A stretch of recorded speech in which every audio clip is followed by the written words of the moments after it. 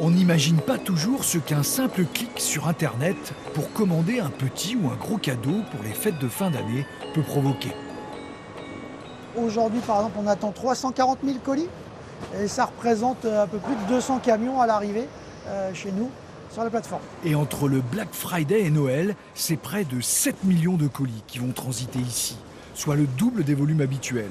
Alors pour faire face à ce flux exceptionnel, 190 postiers et une centaine d'intérimaires se relaient 22 heures sur 24 pour faire tourner cette trieuse XXL. On commence à 5h40 et on termine à midi et demi.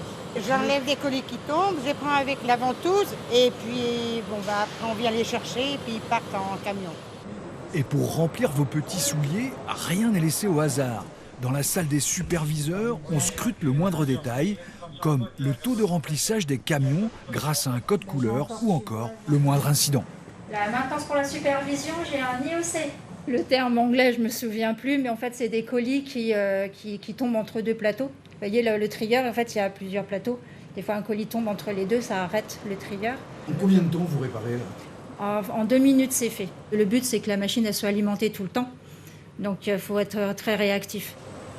Arrivés en vrac, les colis sont remis à plat pour passer sous un lecteur optique, puis déversés de leur plateau basculant vers une des 440 destinations possibles. La Poste possède aujourd'hui 18 grands trieurs de ce type répartis dans l'Hexagone.